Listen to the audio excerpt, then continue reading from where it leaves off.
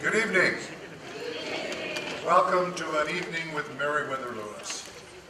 I'm Ron Story. I'm a member of the board of directors for Friendly Water for the World. We're your host for tonight and your sponsor. And I get the pleasure of coming out here and saying thank you. Because we live in a very generous and caring community, and I'm talking about not just Tumwater and Lacey and Olympia, but in our state and in our country. So I first want to start by thanking some of our business sponsors and the people who helped make this possible. Fast Signs, Grace Kendall. Is Grace here tonight? How about Kelly? Kelly Brigham? If you saw the big banners up on the streets, that's Fast Signs work for us, and we appreciate that. The Governor Hotel, did Ryan Kang make it? There's somebody here from the Governor Hotel, right? Raise your hand. I can't see, so I'm just going to go through these. If you're here, please raise your hand. Agua International Water Relief, Greg Gala is executive director, and by the way, they're in Nepal. Okay, well, Greg can't hear us then. Flying Colors Painting, Dustin Wilson is owner, and Dustin's been a lot of help to us financially. Tumwater Automotive and the Auto Spa. Now I know Brett is here. Brett and Denise right there. I want to tell you, very generous people, and if you take your car for Brett to work on, then he takes it over to the Auto Spa and cleans it, and you pick up a car that runs better, it is nicer looking, and they're great people to work with. South Sound Solar, Kirk Hafler. Is Kirk here? There. Thank you. Thank you for your donation. Also want to thank, is John Foster here from Mix 96? John, or somebody here from Mix 96? Anyway, it's a radio station, and they did a lot of promotion for us, which we appreciate. And the Storman family. I don't know that you know, the Storman family own Ralph's and the Bayview Thriftway, and they have generously loaned us one of their instructors to hold our cooking class tomorrow morning. Happens to be my wife, by the way.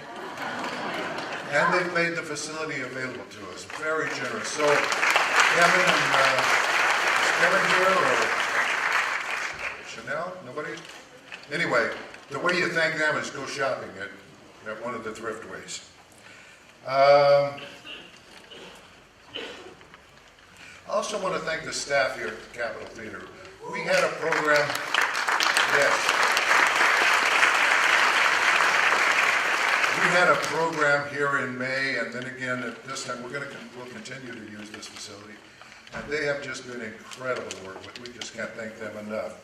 And finally, you've seen the displays up front here, and you have a little idea perhaps what Friendly Water for the World does.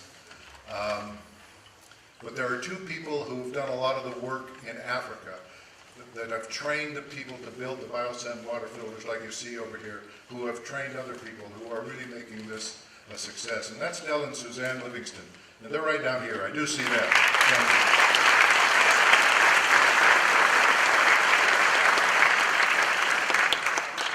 Thank you. Now it's a pleasure to introduce the chairman of Friendly Water for the World, David Albert. He's the author of 5 books on homeschooling. He's also written books about the use of storytelling, including The Healing Heart and Families in the Healing Heart. He has degrees from Williams College, Oxford University, and University of Chicago, and probably some that I don't know about. He says he's retired, but he works 10 to 12 hours a day on Friendly Water for the World projects. And I know something that probably some of his friends don't even know. David plays the violin, and also he's an opera singer. And I've been to one of the operas, and frankly, I was surprised. It's pretty good. So with that, my brilliant friend and chairman of the board of Friendly Water, David Albert. I have to teach you a new word. So the word is Turakumwe. We're going to try that again. It means we are all together in the language Kirundi or Kinyarwanda, Rwanda and Burundi's language. So I'm going to try it again. Turakumwe!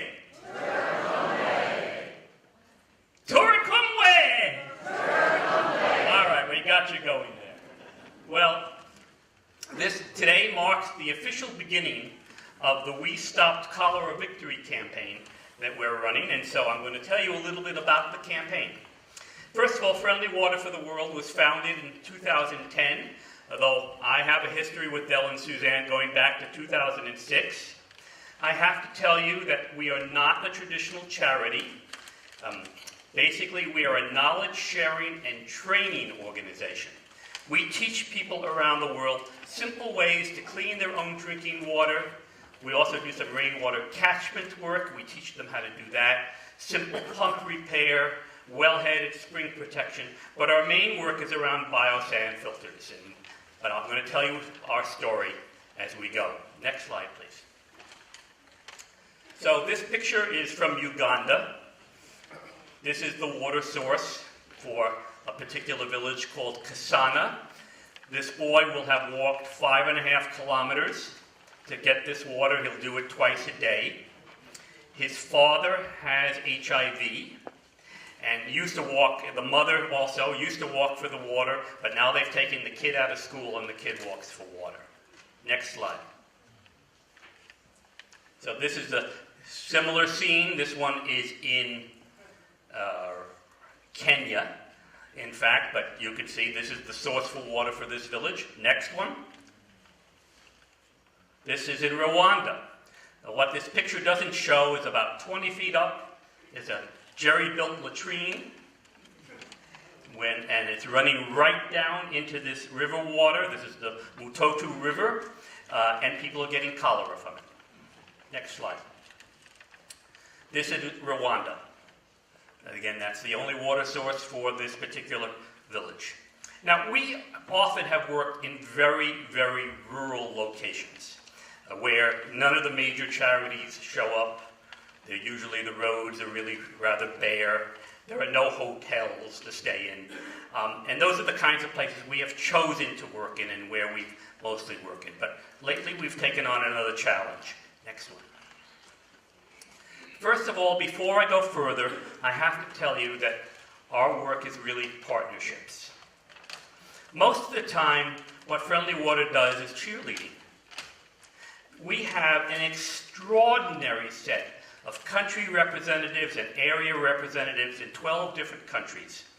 They bring their own intelligence, ingenuity, drive, caring, and generosity to the work.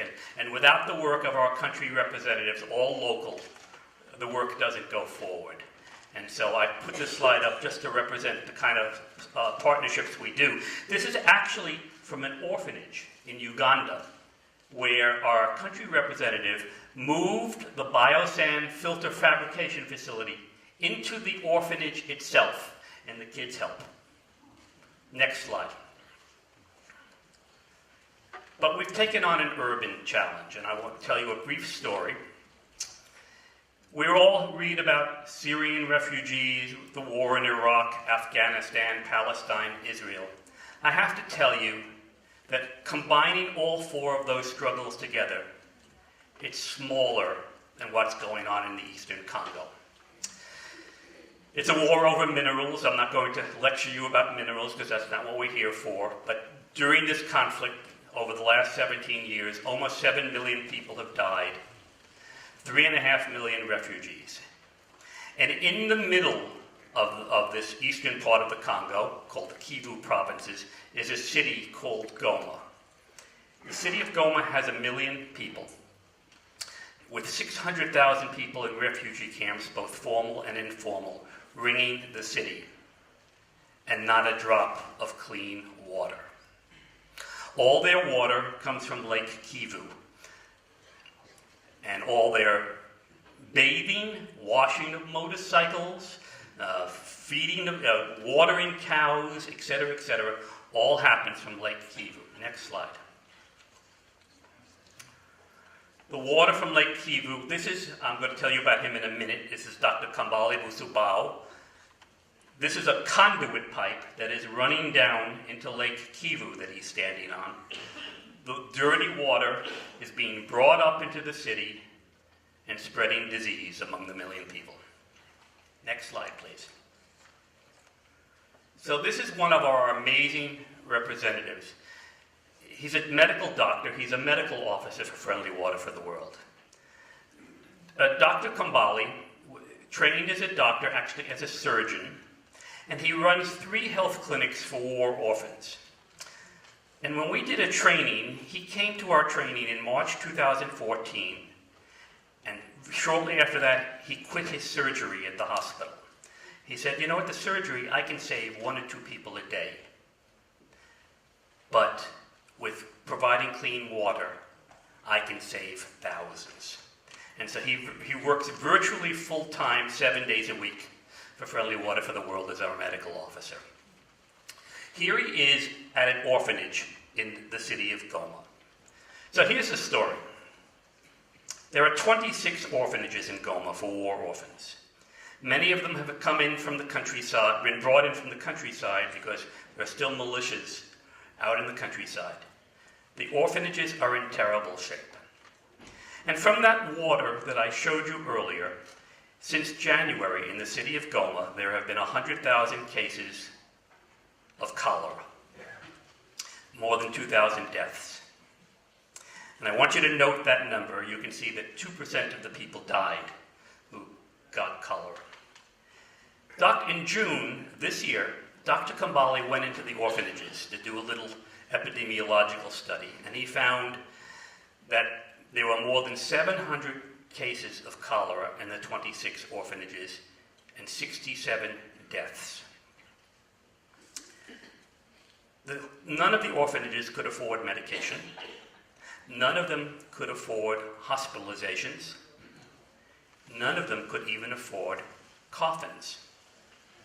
And so you have to imagine the scene of these war orphans, all with some form of PTSD, in this orphanage in terrible condition, and people in the next bed are dying on this side, and over in that corner there's another one dying in the corner over there. So that was the bad news. The good news is that we had already installed 5 orphanages with biosand filters. And in those 5 orphanages, there was not a single case of cholera. So we heard from Dr. Kambale, and within a week, we marshaled our very limited resources, and within 2 months, we put biosand filters in every single one of those 26 orphanages. Next slide, please. The filters were made by a group of women who were rape survivors from the wars, who lived in Goma. We have a friend who's been working with them for 6 years now. And we trained them to build biosand water filters. They were the people that made them for the orphanages. Next slide, please. Dr. Kambale brought them to the orphanages and assigned 1 person to every orphanage to do some health monitoring daily. And so we had daily reports of what was going on inside those orphanages. Next slide, please. On September 2nd of this year, we were pleased to be able to announce that there was not a single case of cholera in any orphanage in the city of Goma.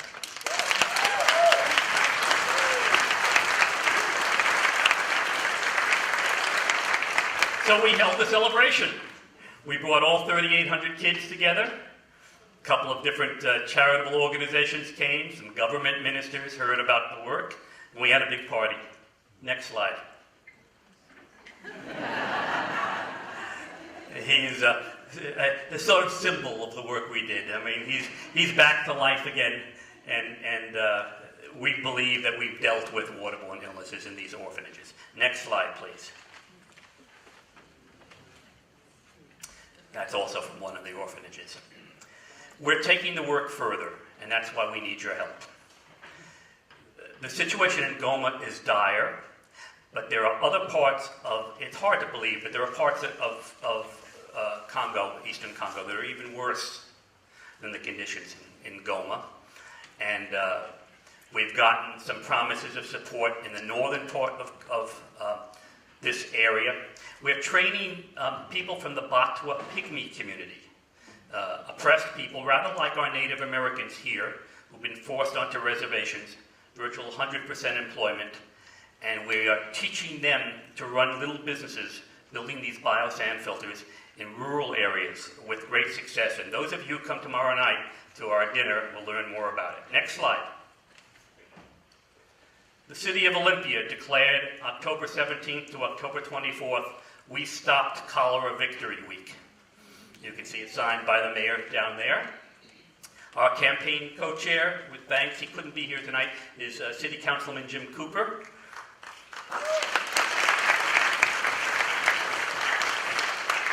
Next slide, please.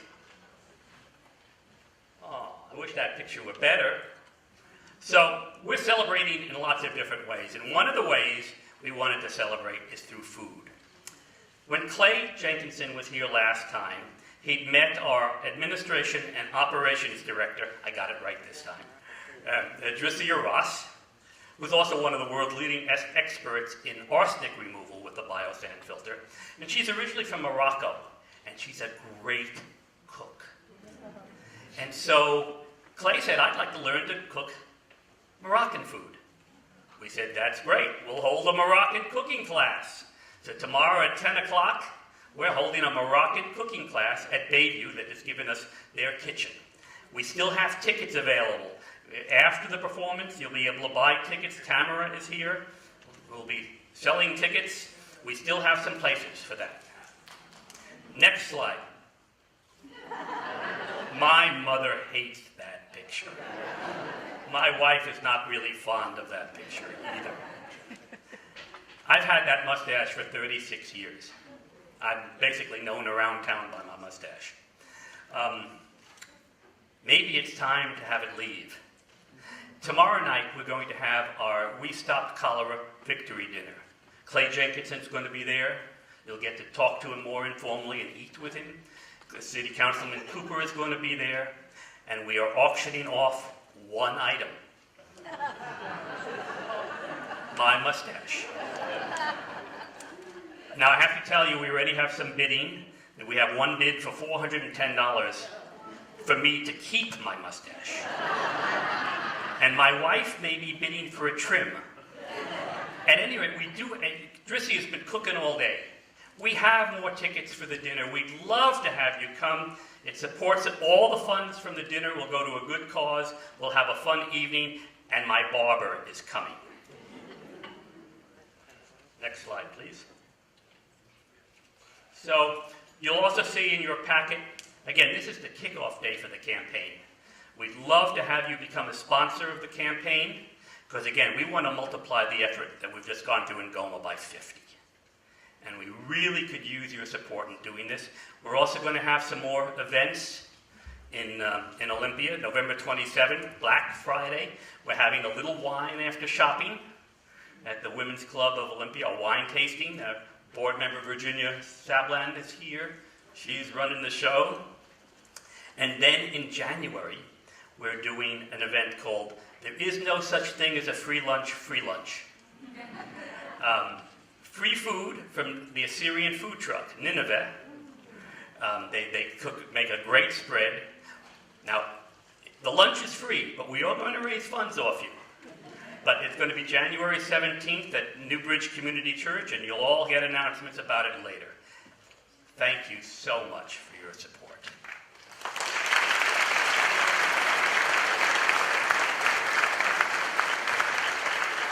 And with that, I get to introduce another Dave.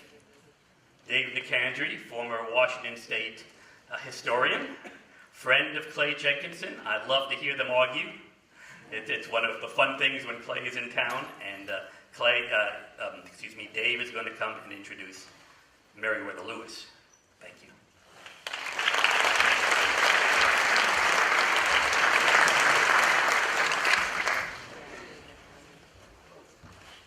Thanks, Dave and Ron, and thank you for the opportunity to be a part of this event. Tonight, ladies and gentlemen, you will meet the humanities scholar Clay Jenkinson. Clay is the host of cultural tours throughout the homeland of Lewis and Clark. In addition, as many of you may know, he is the host of the nationally syndicated radio program, the Thomas Jefferson Hour. Clay will be available after his performance tonight to sign books right here at the front of the stage. and answer any questions you might have. Meanwhile, Clay is here with us tonight as the leading first-person interpreter of Captain Meriwether Lewis. Now, I first met Clay, as many of you would remember, perhaps remember, from our program here in May when he was performing as Thomas Jefferson. Then I first met him in that role as Thomas Jefferson in 1989 at a meeting of professional historians where he just simply stunned a somewhat jaded crowd of academics with his performance that night. And I didn't really get to know Clay then. That was just the first time I saw him in action.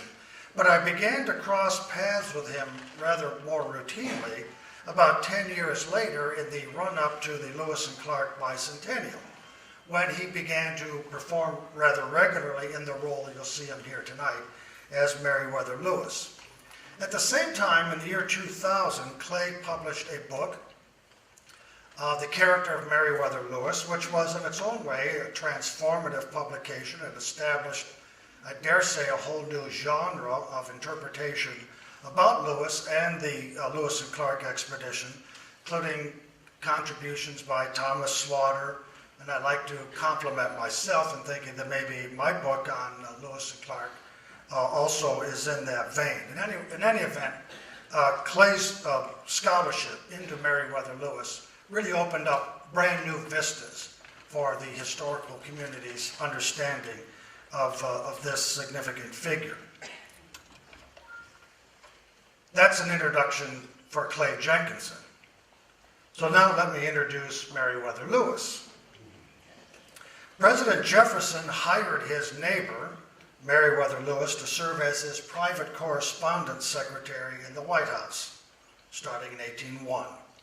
They lived together for 18 months, during which Jefferson gave his young friend a short course in the Enlightenment. Meriwether Lewis was young enough, actually, to have been Jefferson's son. He was born within sight of Monticello in 1774. He served in the United States Army in the Ohio River country. In 1804, with his friend William Clark, he led the most successful exploration in American history. A voyage of discovery, as it's commonly referred, that made Lewis and Clark, Sacagawea, York, and many famous figures, important personages in American history. And some might argue also American mythology, which perhaps we can get into tonight. Meriwether Lewis's life ended prematurely, as many of you know, and in tragedy. He died in Tennessee in the early morning hours of October 11th, 1809, almost certainly by his own hand. Today, just to say tonight, you'll get the opportunity to meet this remarkable and complicated man. The program will consist of 3 parts. First, Mr. Lewis will tell the story of his expedition. Then he will take questions from you in roll. Finally, the scholar behind Meriwether Lewis, Clay Jenkinson, will emerge to take your questions and comments. Ladies and gentlemen, it is my great pleasure to introduce Thomas Jefferson's friend, agent of discovery and protege, Meriwether Lewis.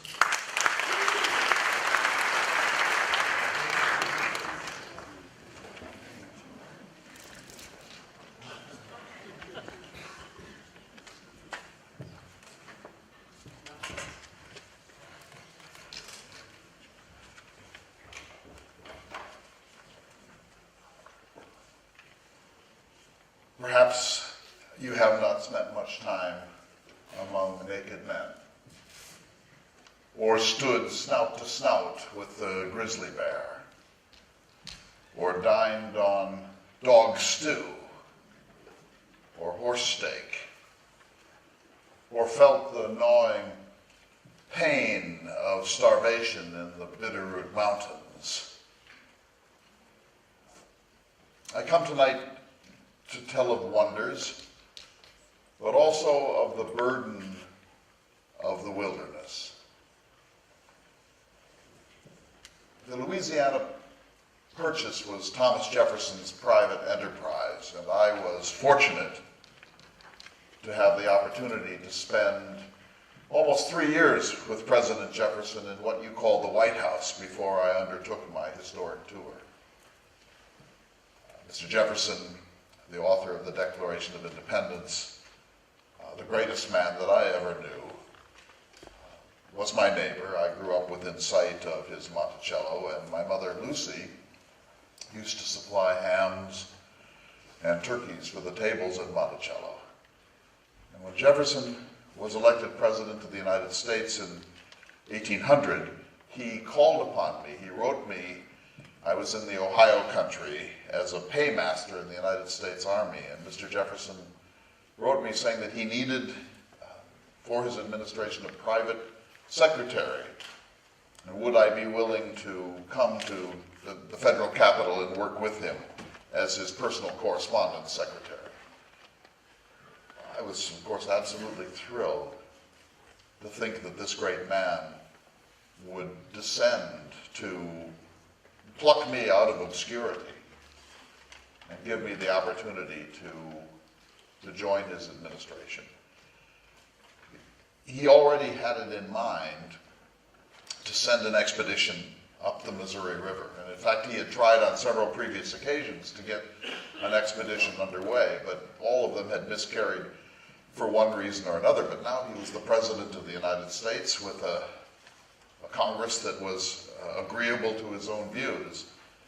And so in January of 1803, he wrote a secret message to Congress asking for an appropriation of $2,500 to send a party of 10 or 12 men up the Missouri River to its source.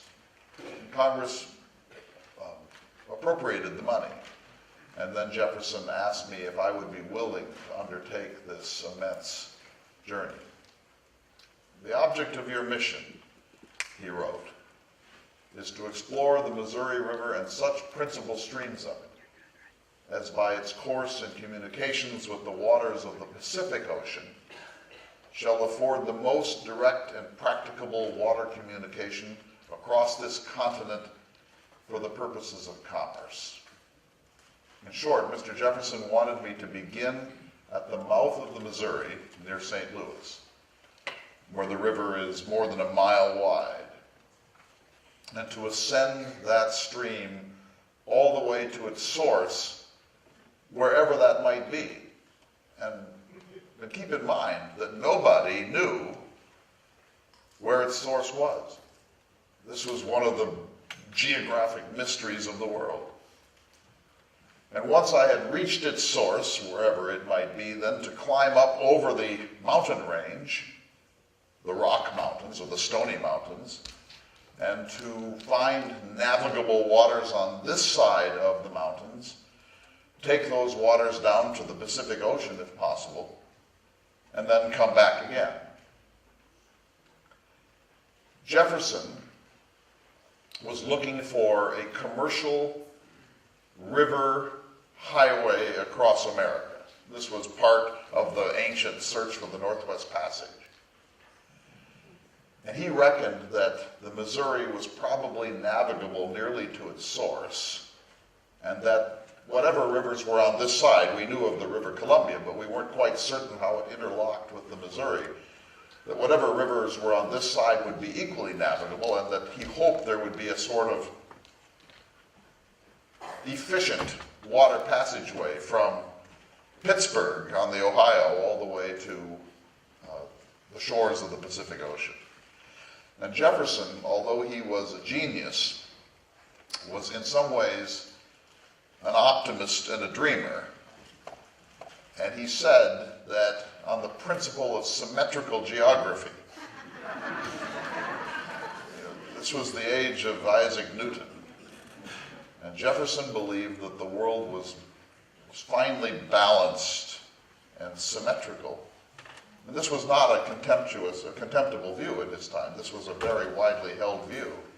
This was part of the search for Australia, that there had to be a balancing continent south of the equator, or the world would wobble. And so Jefferson said to me that on that basis, he reckoned that the Rock Mountains, the Stony Mountains of the West, would not be higher than the Appalachians. And he reckoned that there was probably a sort of Cumberland Gap here, some low pass. Cumberland Gap is fewer than 3,000 feet, that we would be able to make the transit across the Rocky Mountains into navigable waters of the Columbia and the Snake. So this proved to be this one myth, this error of Mr. Jefferson, and I bear him no ill will for it, but this error became the choke point of my expedition. Because when we started from St. Louis on May 14th, 1804, we were a flotilla of 3 boats, a 55-foot keel boat that drew 3 feet of water, had a mast and a keel, and then 2 flat-bottomed boats called pirogues or pirogues, a white pirogue and a red pirogue, and all together with all of the equipment and accoutrement and food and gifts for Indians and tools and so on, our payload was 60,000 pounds.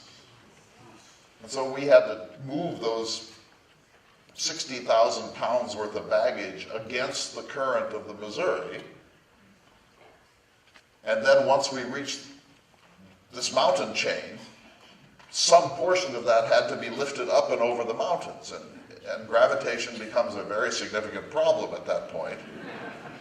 And if it's a 2,000-foot pass, that's essentially infinitely easier than a 6,000-foot pass. And so that was one issue. The second issue is that the Rocky Mountains are not a single chain, as you know, but a multiple set of mountains.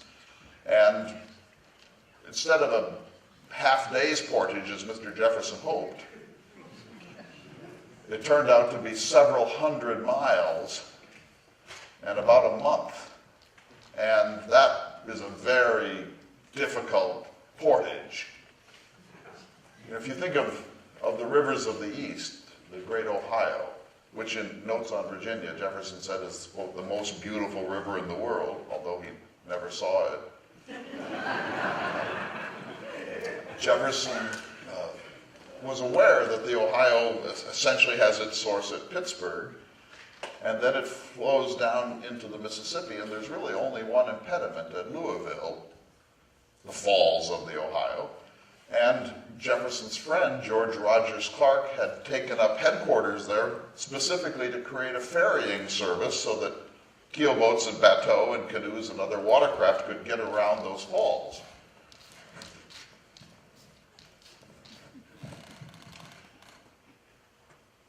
He assumed that the Missouri was similar, and I can tell you the Missouri is quite similar. So when we left St. Louis in mid-May of 1804, we were able to travel almost 2,700 miles up the Missouri before we came to an impediment.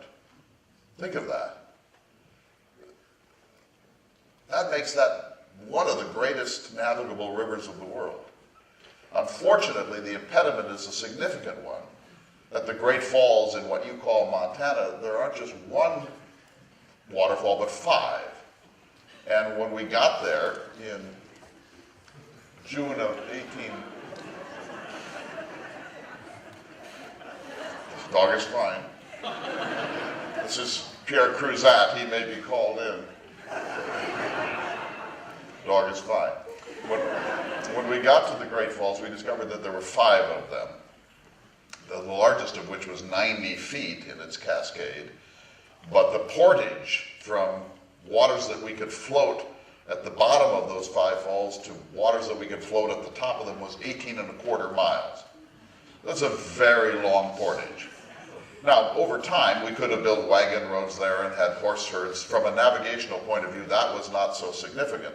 But when we got to the Three Forks in what's now Montana, at that point I realized that this was no longer really, neither one of the 3 equal forks could any longer justly be called the Missouri. Fine. And so I named the 3 branches of the river after illustrious men of the Jefferson administration. I named one the Gallatin after the Secretary of the Treasury, And then I named the second branch the Madison, after Mr. Jefferson's closest friend and the Secretary of State, James Madison. But the principal stream, the one I intended to take to the source of the Missouri, I named the Jefferson after my illustrious patron. And even there, we could still float most of our baggage. And I wrote in my journal that not only was this the most penetrating river, I think, in the world for the purposes of navigation, but there was now a problem because we were so far west that when we reached the pass, the source pass, it was the river on the west side, the Columbia, was going to have to descend the same number of feet to the sea, but in a much shorter distance, if that makes any sense. So that the continent's not quite as symmetrical as we could have hoped. And on the west side, if the river has to make that kind of a descent in a shorter number of river miles, you can bet that that's going to be a less navigable river. And of course, that's precisely what we discovered, that the Columbia, with the great falls and the long narrows and the short narrows and the dalles and so on, is a much more complex river for the purposes of navigation than the Missouri. But it was the mountains that were really the choke point. So when we got to the base of the Rocky Mountains, we dug cache pits, underground chambers that we had learned to dig from some of our mixed blood people, but also from the Mandan and the Hidatsa Indians in North Dakota. We dug cache pits and we put absolutely everything we could in those caches. And we only took over the mountains the things that we absolutely had to have. But of course, the number of things that you absolutely have to have turns out to be almost everything. And so we bought horses from the Shoshone and from the Flatheads. Altogether, we had 41 horses, and a horse could carry, with crude packs that we designed, maybe 250 pounds. And so from 60,000 pounds, you find your way down to about 10,000. And when you add up the tools you have to have and the firearms you have to have and so on, it was a very, very difficult problem. And for example, we had to cache most of our tobacco. We ran out of whiskey at the Great Falls of the Missouri. Whiskey is very heavy, liquid 7 or 8 pounds per gallon. We could never have taken enough. You give each man under Army regulations a few ounces of whiskey per day. It's part of the Army code. But we knew we could never carry enough. And so we ran out on the 4th of July, 1805 at the Great Falls of the Missouri. We had a little party. The men we'd been limiting the amount of alcohol because we knew we were almost out. And because of this, when we gave this small ration on the 4th of July, the men became susceptible quite easily to its effects. And we had a fiddle. Pierre Cruzat had his fiddle, and there was a thunderstorm in the evening, and we had a kind of special meal for that day, and he got out his fiddle, and the men danced into the night and drank the last of our whiskey supply. But our tobacco, even though it's lighter, we cached a significant portion of at the base of the mountains on the Montana side. When we came back in 1806, we split up near today's Missoula, and Clark took about half of the company down to the Yellowstone. He bushwhacked across country to get to the Yellowstone, and when he got to the cache pit, the men essentially rioted and dug up the cache pit as rapidly as they possibly could, and they weren't interested in maps or journals or tools or anything. They were interested in tobacco. That was the thing that, it turns out that men need tobacco more than they need whiskey. So there was deprivation. And I should tell you that one of the things that makes Jefferson a genius is that before I embarked on this journey, he gave me a universal letter of credit. So he created an official United States document with the seal of the United States that said that Captain Lewis could buy absolutely anything he wanted, anywhere on earth, from anybody, at any price, and the bills would merely be sent to the White House. So I had this universal letter of credit, and I kept it in a special oilskin container. And I must tell you, I so wanted to use it because we were out of everything by the time we got here. When we turned back on March 23rd, 1806 from Fort Clatsop, and may I say we had a miserable time out here. I don't think anyone has ever said this in human history, but we had a better time in North Dakota than here. Because in North Dakota, it was bitterly cold, 20 below, 30 below. The coldest was 43 degrees below zero. But it was dry. And that makes all the difference. When we were here at Fort Clatsop, this is true. The dog may wander. It's a cameo appearance.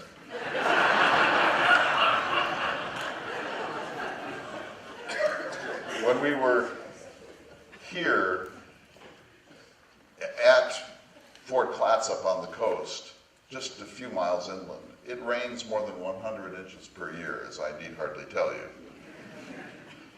And there were only, I think, 6 occasions, 6 days during that miserable winter here when the sun actually made an appearance.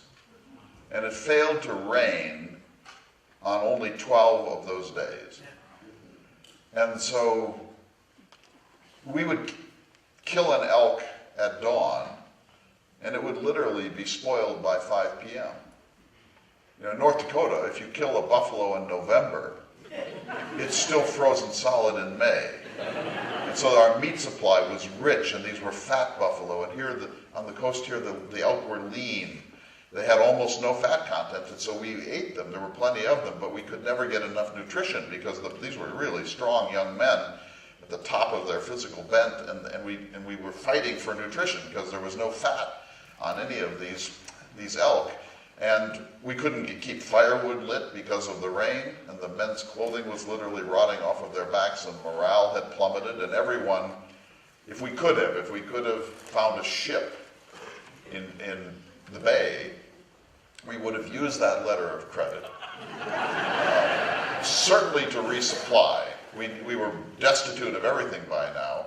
When we turned back on March 23rd, Clark, my estimable friend, and I'll speak more of him in a moment, but when we turned back, Clark said that everything we now had to trade with Indians for ferrying service, for firewood, for horses, for guiding services, for whatever we might need, our entire stock of merchandise to use as money could be contained within 2 small handkerchiefs. And these were rusted out hooks and needles and some little looking glasses and pieces of stained ribbon and so on. We had started with 14 bales, a bale the size of a lectern of Indian trade goods, $669.50 worth, the largest single expenditure of the expedition. 14 bales, but by the time we got here, we had used all of this, not frivolously, and now we had 2 handkerchiefs worth of merchandise. So imagine if you had to cross the continent tomorrow without money. It's essentially where we were.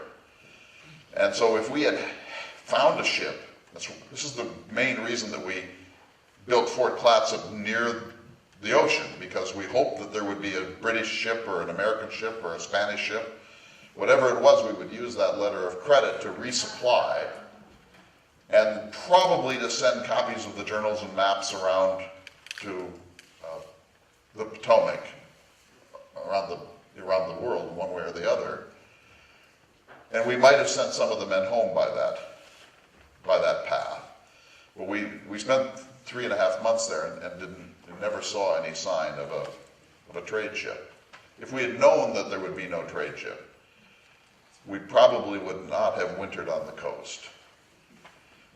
We had a vote, sort of a plebiscite of the men, and asked them where we should winter. And we could winter on the Washington side, where we would be close to any trade ships. We could winter on the Oregon side. We could go as far back up towards the Rocky Mountains as possible. Or we could go to where the Cascade rain shadow comes, where there's some drier weather. And we took a little plebiscite of everybody, including York, the Negro slave, and Sacagawea, the Indian woman, and overwhelmingly everyone wanted to stay close to the ocean in the hopes of resupply. That proved to be a disappointment. And that's what partly made for this very miserable winter. So when I look back on this now, I conclude that there really isn't an efficient water highway across the continent. And I wrote a letter when we got back to St. Louis on the 23rd of September, 1806. I held up the mails and I wrote a letter to my patron, Mr. Jefferson, and I said, we've been a very successful expedition. And I have many things to report to him and specimens that I was bringing for him. And I was even bringing an Indian delegation, a group of Mandans, back to the federal capital to meet Mr. Jefferson. But I said, with respect to the water passage, which was his prime directive, that this was not going to work out in the ways that he might have anticipated. And I said, maybe a few items of a non-perishable nature could be transported across the continent along this river system, but not the great passageway that had been one of the dreams of humankind from the moment that Columbus had blundered into the Caribbean. So that was something of a disappointment to us. And another disappointment was that the Indians, and we met more than 50 different tribes, the Indians were less amenable to cooperate with us in the ways that we intended than we would have hoped. And Mr. Jefferson is a believer in peace, and he has read the work of David Hume, the great Enlightenment philosopher from Scotland, and Hume says that commerce is the great civilizer. If you can enter into a commercial relationship with a people, that there's an incentive on both sides to maintain peace and goodwill. And so he believes that commerce is the introduction to civilization. And so Mr. Jefferson hoped that we could persuade the Indians to stop their incessant skirmishing and warfare with each other, and that they would agree to live under the security umbrella of the United States government, and that they would send some of their children with us, or later, to be educated in the white man's way. And they would then, those emissaries would come back with kettles and needles and awls and fish hooks and things that industrial civilization can produce, but Indians cannot. And that this would ameliorate the lives of the Indians, but it would also hasten their cultural development so that they would become more like us. And there would not be these inevitable conflicts when a highly civilized industrial people comes into contact with a primitive people. So Mr. Jefferson had high hopes for this, and I gave Indian speeches up and down the rivers, but I don't think that they were particularly successful. And I don't want to sound cynical, but it really was the case that they would agree to almost whatever I said. But the minute we rounded the next bend in the river, they essentially went back to their world. So, for example, amongst the Hidatsa in today's North Dakota, I gave this speech, and I very strongly urged them to cease their annual raids into Montana. Every year the Hidatsa would raid out into western Montana. In fact, it was on one of those raids that they had captured Sacagawea, a Shoshone, and brought her back to their earth-lodged villages. And I sternly warned them that this must cease if they wanted to engage in trade with the United States. And they seemed to agree, but when we got back in August of 1806, they told us that they had sent out their raid just as always, and that several of their best young men had been killed in the raid. And they said, we should have listened to you, but they hadn't. And so this was very disappointing to me, and I knew it would be a disappointment to Mr. Jefferson, that Indians are wedded to their life way more than you would expect, and that they're not as prone to appreciate what our civilization has to offer them as we might have hoped. Now I should say, that when I tried to give these speeches, and I had written out about a 5-page speech to this effect, one of the problems was that I spoke only English, and of course none of them did. And so once in a while we would find somebody who was a trader amongst them, or somebody who had a little sign language or something, but I could never really give this speech directly, and I can give you an example. So when we were amongst the Nez Perce, which were effectively our favorite Indians, I would give my speech in English and I would say, "We come in peace for all mankind." And then it would be translated from English to French by a waterman that I had hired by the name of Francois Labiche, who was by no means a linguist, but he would translate from my English into his French. And then the Charbonneau, this rascally trader that we met in North Dakota and whose wife was Sacagawea, Charbonneau would translate from his native French into his adoptive Hidatsa, and his Hidatsa was very weak. And then his woman, Sacagawea, would translate from her adoptive Hidatsa into her native Shoshone. And then a 16-year-old prisoner who had spent some time in both cultures translated from his native Shoshone into his adoptive Nez Perce. And so I would say, "We come in peace for all mankind," and it would go English, French, Hidatsa, Shoshone, Nez Perce. So this speech would take 6 or 7 hours to deliver. And it's one thing to say we want peace and so on, but when you try to talk about questions of sovereignty, for example, I needed to explain to them after the Louisiana Purchase that while we looked almost identical to all the other white men they had ever seen, we were different. We represented a republic, and we weren't here to buy their land, not a single acre of it. But we wanted them to know that their formal relationships with the European-derived government hereafter must be with the United States and nobody else, and that we were now sovereign, but we didn't want their land. So this is very difficult to pass on in all these languages. And I remember that they would, for example, in North Dakota with the Hidatsa, we were taking down vocabularies. Mr. Jefferson said to me, "When you have leisure, take down their vocabularies." And so he had it printed up a grid of 250 common words in English. Birth, death, husband, wife, child, sun, moon, stars. 250 words with blanks. And then he said, "When you have leisure, take down their vocabulary." And I did. I took down 29 vocabularies in this way. This is very complex because the Indian tongues are not European, and our Roman alphabet does not very adequately capture their sounds, many of which are guttural. And so I was trying to hear what they were saying, which is almost impossible. I mean, Sacagawea, for example, her name is spelled 14 or 15 different ways in the journals because we were always trying to figure out what it was. And we never really got it right. And then I would try to render it into English, and one of the Canadian traders who was there said huge disputes would break out amongst myself and my men about what we were hearing and how we could render it. We would say something like, "What is your word for moon?" And this would go from English to French, and French to Hidatsa, Hidatsa to Shoshone, Shoshone to Nez Perce.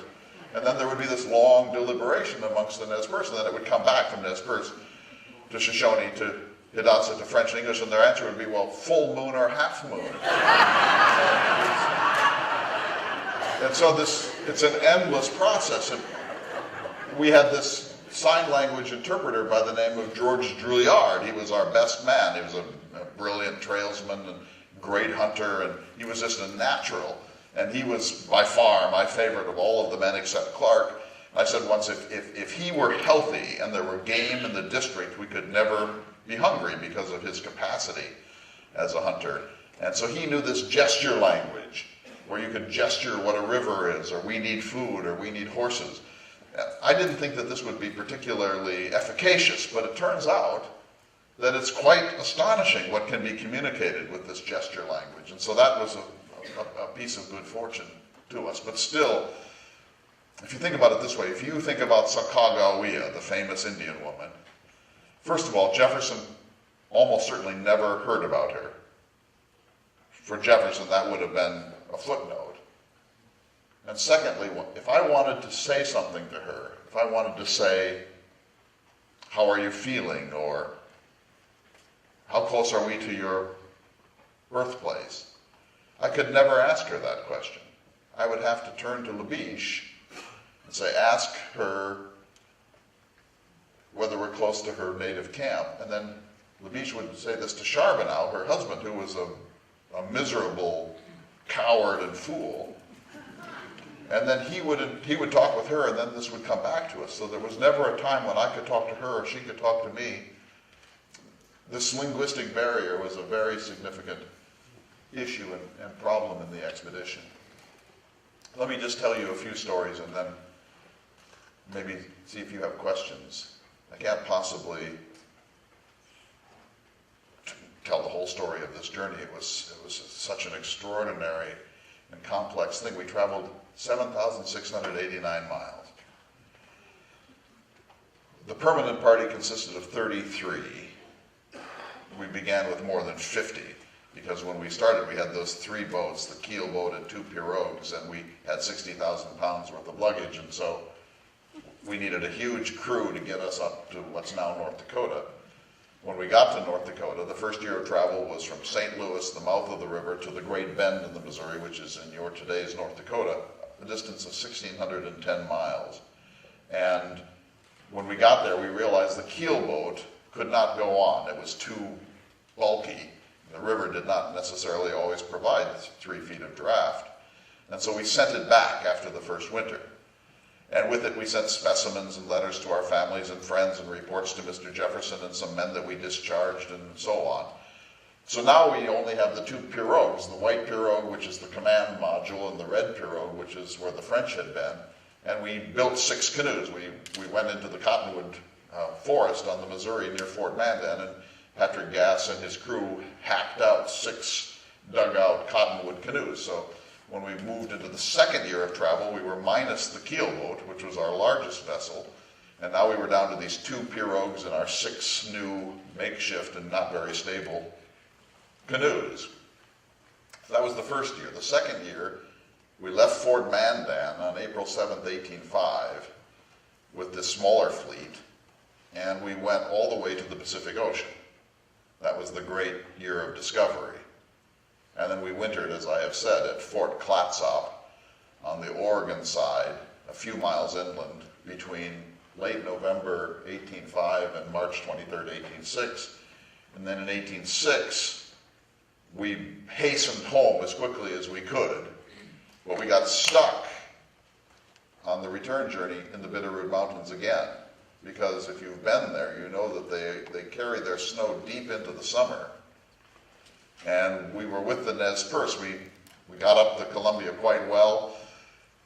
When we got back to the Nez Perce country in what's now Idaho, they said, you're not going to get through. The snows are 20 and 30 and 40 feet deep up in the mountains. You just have to wait until the snow melts. And I said, how long will that be? And they said, August. This was May. And I said, there's no way we can wait till August, because if we wait till August, we might not get home this year. You know, once we get to the other side, it's still almost 3,000 miles to St. Louis. And we'll be going downstream, but we had to get through the mountains in midsummer. And then Nez Perce said, you can't do it. And I decided it can probably be done, and if it can be done, we can do it. So we, against their better judgment, began our transit of the Bitterroots, and we got about 6 days in, and we came to these 30-foot drifts, and we attempted to cross, and we, after just a few hours, we realized that they were right.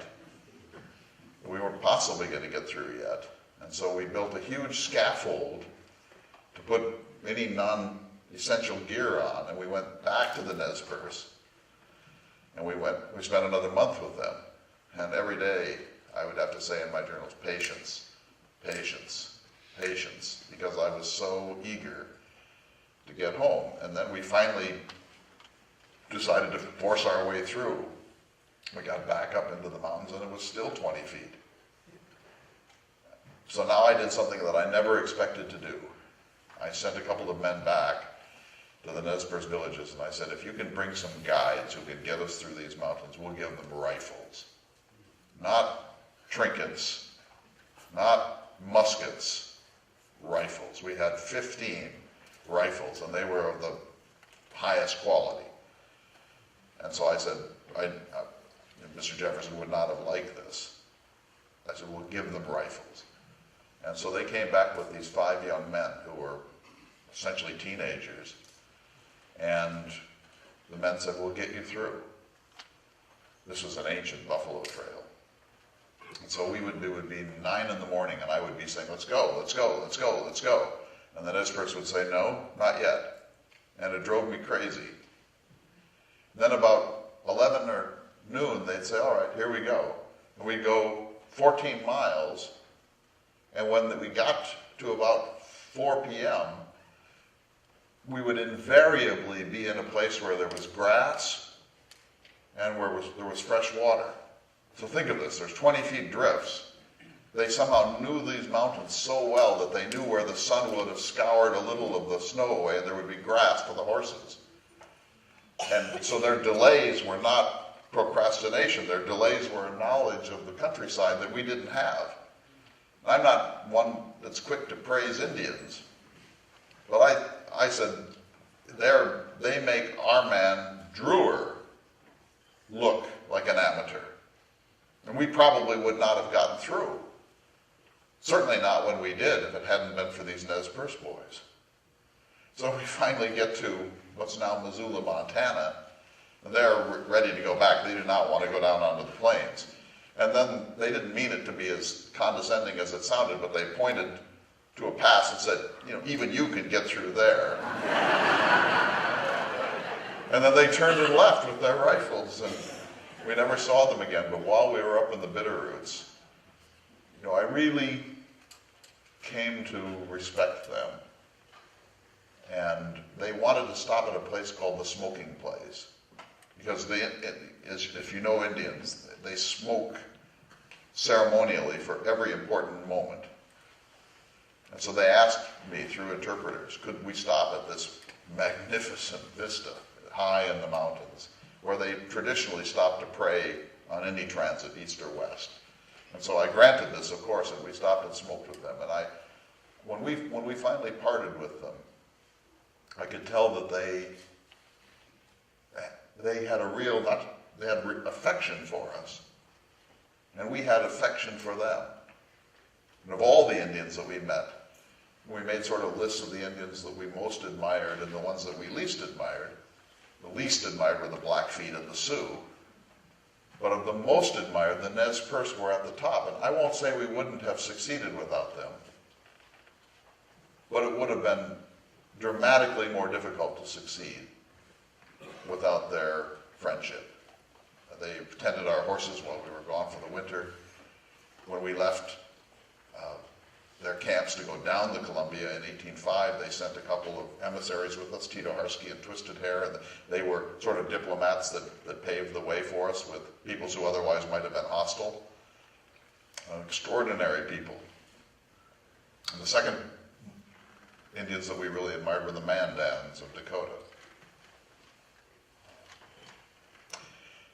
So, I wanted to just explain a couple of things that I think are really important for you to know about this. One is that when we got to, after the first year of travel, we get to this bend in the Missouri in what's now North Dakota. We had to stop because the road was closing. So there was ice, a little film of ice on the river every morning. We'd put out a bucket and it would freeze. And so we knew that the road was going to freeze shut. So we had hoped to get all the way to the Rocky Mountains in the first year, but we didn't. We got just to what's now North Dakota. And luckily, where we had to stop, what turned out to be an urban place. There were 5 villages there. They weren't teepee villages. They were permanent earth lodges, sort of like mounds and subterranean chambers. And the population of these 5 villages was about 4,000. This was the largest urban center in the American West. St. Louis at the time had a population of about 2,800. There were almost 4,500 Indians in these 5 villages, 3 Hidatsa villages and 2 Mandan. So it was almost fortuitous that the river closed just as we reached these people, and they turned out to be, on the whole, very friendly. So we built a compound called Fort Mandan, and the Mandans were our closest neighbors, and they came to us. Their leader, Sheheke, or Coyote, came to us almost the first day we were there, and he said, "You are welcome here. We're not quite sure who you are, what you represent, but we welcome you." And he said, if winters are harsh here, very harsh, and if we eat, we promise that you will eat. But if it's a hard winter and we starve, you must starve along with us. And he was as good as his word. This proved to be a very comfortable winter on the whole. Our relations with the Mandan were outstanding. Our relations with the Hidatsa a little less so, but still good. And so we were embedded with them for this 5-month period. And we built Fort Mandan, but almost as soon as we started to construct the fort, get the boats up out of the water and bring in all the gear and so on, this Charbonneau came. And we instantly took a dislike to him. But he said, "You need me." He said, "First, I speak Hidatsa, and you're going to need Hidatsa. So you have to hire me." And second, he said, if I understand it, if you're going all the way to the ocean, you're going to need horses to get over the mountains. Otherwise, you won't be able to do it. And he said, "I have a wife, 2 of them in fact, who are Shoshone, Snake Indians, and their people are at the base of the mountains, and if you hire us to go with you in the spring, when you get to the mountains, these women will help you get the horses that you need." So this is highly irregular. We're going to depend upon this buffoon and 2 Indian women. But we realized that he was probably right. And so we wind up in the spring taking them along. And to make matters more complex still, one of the women stayed back. Otter woman didn't come with us. That was never explained, and she was going to come with us as few as 3 days before we left. The one who came with us is the famous woman, Sacagawea, or Bird Woman. But in February, on February 11th, at Fort Mandan, she gave birth to her first child. So now we have Charbonneau, whom we distrust and dislike, his 17-year-old woman, Sacagawea, and now their infant. I did not want to do this. This is not Army protocol. But we knew we were probably dependent upon this rascal, and so we took them. So in the spring, when we sent the keel boat back and had the new canoes made, the moment came when we would leave and move into what you call Montana. And I had a really strong sense of the drama of this moment and the importance of it, because the first year of travel from St. Louis to those villages was through country that had been explored by others. We weren't the first by far. It had been mapped, the landforms had been named, the Indians had been encountered. This was through relatively well-traveled country, so there was no real discovery. We were just getting to the outpost, which was at the Mandan villages. But when we left in April of 1805, I believed, and I think I'm right, that we were literally walking off the map of the known world. So think of that. The second year of travel, we were walking off the map of the known world. This is what exploration is about. Up till now, we were just travelers. Now we're explorers. And I wrote in my journal one of the sort of the most important entries that's in it. And this is what I said. Our vessels consist of 6 small canoes and 2 large pirogues. This little fleet. although perhaps not quite so respectable as those of Columbus or Captain Cook, were still viewed by us with as much pleasure as those deservedly famed adventurers ever beheld theirs, and I dare say with as much anxiety for their safety and preservation. We are now about to penetrate a country at least 2,000 miles in width, upon which the foot of civilized man has never trodden. The good or ill it has in store for us is for experience to determine, and this little fleet contains every article by which we are to expect to subsist or defend ourselves. Entertaining as I do, the most confident hope of succeeding in a voyage which has formed a darling project of mine for the last 10 years, I could not but look upon this moment as amongst the most happy of my life. The men are in excellent health and spirits, zealously attached to the enterprise and eager to proceed. Not a murmur or whisper of discontentment is to be heard among them, but all act in unison and with the most perfect harmony. I took an early supper this evening and went to bed. We are now about to penetrate a country at least 2,000 miles in width, upon which the foot of civilized man has never trodden. Think of it. Every time we came around a bend in the river, we were looking at something that had been there in the time of Moses, but no civilized person with an alphabet had ever been there before. It was as if the new world had been held in reserve for us. I was the first Jeffersonian, the first Enlightenment figure, however imperfect that I was at it, to see these things. A flower, a tributary, a prominent point of land. They'd been there from time immemorial, and they had never been seen by somebody who could record that data or measure it, or find out the latitude and longitude, or build a map of it. This was a very heady and intoxicating sort of thing. And because I was the first to see this, I had the duty of mapping it. This was mostly Clark's work. Clark was a brilliant cartographer. And I had the responsibility of naming the places that we came to. You know, between St. Louis and North Dakota, everything had been named. But now, I was to name the West. And so I named a river after a girlfriend of mine, the Marias. And Clark named a river after a girlfriend of his, the Judith, and he later married her, Julia Hancock.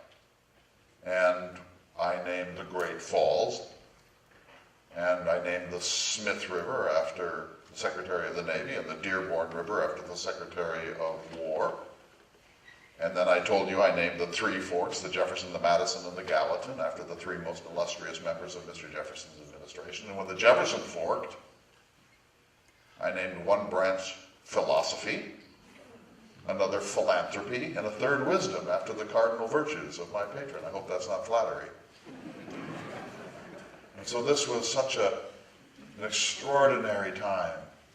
And Montana, in 1805, we would come to a ridge and look down in the valley to the west, and there would be 20,000 buffalo, just grazing. There were times when the buffalo would be crossing the river, and we would have to hold up the fleet, because we had no choice but to let them pass. It took 2 hours, 5 hours for them to pass. They were followed by coyotes and wolves. They didn't have to hunt, they just waited for anything to drop. And there were elk and bighorn sheep and mule deer and white-tailed deer and prairie dogs, all in this. It's like the Garden of Eden. We were the first ever to see it. And I reckoned that the men had to be warned not to kill too much. You know, it said that one of our hunters could kill enough to feed a regiment of 800 for a week in a single day. took a full buffalo per day to feed us, or 4 deer, or an elk and a deer. But we had to warn the men not to kill too much. And grizzly bears. Pests, we killed every one we could. I know you have a romance with them, we did not. When we first encountered them, I was eager to meet them. And I wrote in my journal, the Indians tell tall tales of the ferocity of this creature, and they often prepare for war when they go out to meet them, and they even have pre-funerals for some of the men who go out. I said, equipped as they are with their indifferent muskets and their fusees and bows and arrows, of course they might be intimidated by this creature, but we, with our superior Harper's Ferry rifles, do not fear this creature, and in fact the men show some eagerness to encounter some. Well, then when we did encounter some, we soon learned that they were as fierce as their reputation. And one day, we had 6 hunters trying to kill a single bull grizzly. These are outstanding hunters. So these are all single-shot rifles. It takes 20, 30, 50 seconds to reload. And so 4 fired immediately from short range, and 2 held their fire. And the 4 each put a bullet into an essential place in that bear without killing it. And one of them broke its shoulder, and yet the bear showed no signs of weakness, and it reared up in anger. The other 2 who had withheld their fire now shot, and they each put a ball into an essential place in that bear. And now all the guns had been fired, and no one had killed this bear. And the men panicked, and they threw down their guns and ran and jumped in the river. The bear jumped after them, and we thought this might be a very serious problem, but by now the bear was mortally wounded. It swam half a mile out into the center of the river onto a sandbar, and it dug a pit with its claws 3 feet deep and tumbled into it and died. When we finally tiptoed up to it, we found 13 balls in that bear, and it had lived for more than 30 minutes since the attack. And I wrote in my diary that night, I find that the curiosity of the men with respect to the grizzled bear is pretty much satisfied. I will admit I do not like the gentleman. I had rather fight 2 Indians than 1 grizzled bear. So this was just a really extraordinary time. So I'm just going to tell one more story and then turn to you if you have any questions. As I said, the essential thing was to get these horses.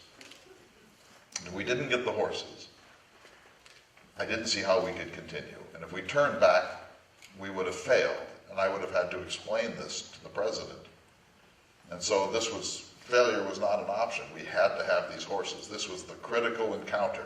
We had more than 50 encounters with Indians. There was one and only one that was critical, and that was with the Shoshone, or snakes. And that's why this Sacagawea was with us.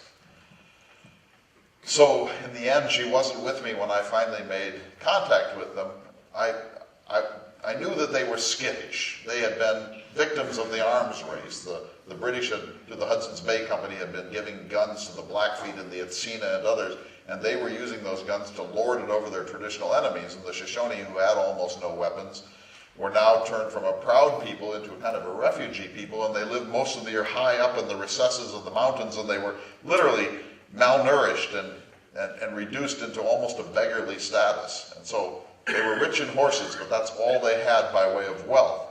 We needed those horses, but I knew that if we scared them off, they would abscond, and we would not get the horses, and this might defeat the expedition altogether. So this was for me a source of great anxiety. And I said in my journals that I measured my own existence as equal to the success of this expedition and not more. So I decided to go on ahead so that we didn't scare them with just 3 men, the great Drewer that I've spoken about, and then a man named John Shields, who was our blacksmith and a very reliable man, and another one named Hugh McNeil. And the 4 of us then would go quietly ahead and make first contact with these Shoshone. We had a couple of really frustrating near misses. And before we left, I asked this Sacagawea, what can I do to convince these Shoshone that I'm friendly? And through this long language chain, she said that I should say the phrase ta-ba-bone, ta-ba-bone. And she said if I took out a blanket and unfurled it 3 times onto the ground in a ritualistic fashion, that this would be a sign of peaceful intentions. So thus equipped with this phrase, ta-ba-bone, and this blanket trick, we made our way into the heart of Shoshone country. And we had a couple of near misses. And finally, when I was really getting into a deep depression over this, one day we came up over a little knoll, so they hadn't seen us, and there were 3 women digging roots. And we came upon them so fast that we surprised them, terrified them. There was an old woman and a child of 12 or 13, and then presumably her mother, a woman in her 20s. The woman in her 20s burst away and sprinted off. But the other 2 were so terrified that they put themselves down into the fetal position and hunched, and I assume prepared for capture or worse. And so I picked up the old woman to a standing position, and I said, ta-ba-bone, ta-ba-bone. And I happened to have some vermilion paint in my kit bag, which is a sign of peace. And so I painted her tawny cheeks with this vermilion. And then I picked up the child and painted her cheeks and vociferated this term, ta-ba-bone. And then I said through Druyer, the sign language man, tell them to call the woman back who sprinted off. And they did. And to my astonishment, she came. And I painted her tawny cheeks. And then I had some needles and brass curtain hooks and some looking glasses and ribbon, and I gave these trinkets to these women. And they were frightened, possibly even terrified, but for the moment, they were relaxing a little. And then I said, in the manner of all explorers, take me to your leader. And they did. So there are 4 of us, and 3 of them, and we're walking back to their village, and I'm thinking, success. This is what an explorer wants. Using your wits alone in a very complex and dangerous situation. Well, just at that time, over another rise, came 60 Shoshone warriors on horseback at a gallop, armed cap a pie with bows and arrows and everything they had, and they were galloping towards us. Somehow the word had gotten to them. And they pulled up about 50 yards from us and tried to survey the situation.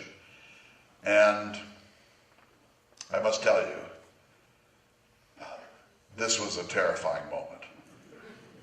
Because they could, without question, have wiped us out in an instant. And so now I did what I never could have anticipated doing in all the years that I dreamed of this project.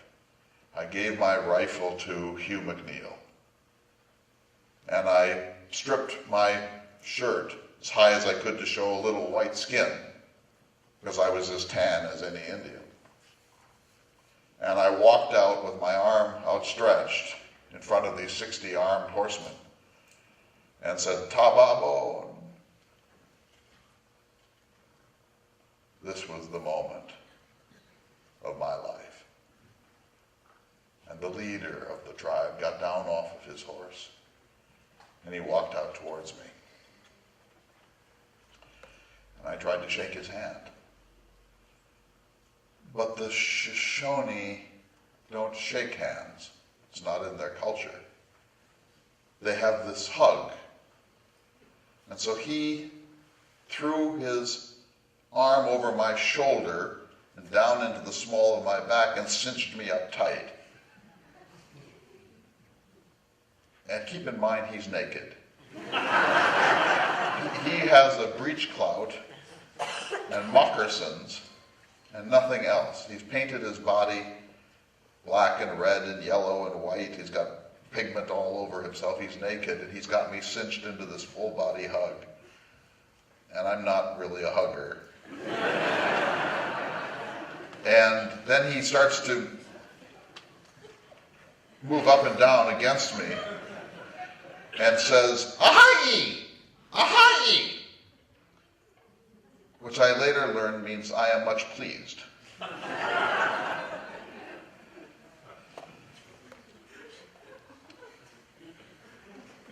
So for the rest of the day, he and his 5 or 6 leading counselors, whenever I said anything agreeable to them, they would line up and give me this hug.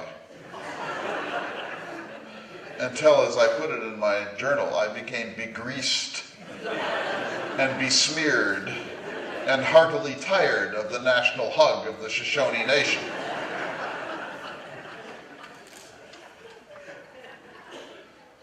So we went back to their camp. I won't give you the details, but in 4 or 5 agonizing days, finally Clark came up. He was behind with the boats and with Sacagawea and with York. And it was everything I could do to keep these Shoshone, because they assumed that I was leading them into an ambush or something bad was going to happen. They didn't trust us. They had no reason to trust us, and I couldn't convince them. I had no gifts for them. I had no way to convince them to trust us. And so this was maybe the most anxious period of the entire trip for me. And I remember one night I'd been having to work all day to keep this Kamiawait, the leader of the tribe, with me. And all of his advisors and the women were saying, "Don't trust them, come back. This is a suicide." And then we went to sleep, and I couldn't sleep. I was tossing and turning and rolling, and this was the critical moment of my entire existence, and here he was just sleeping and snoring and happy as he could be.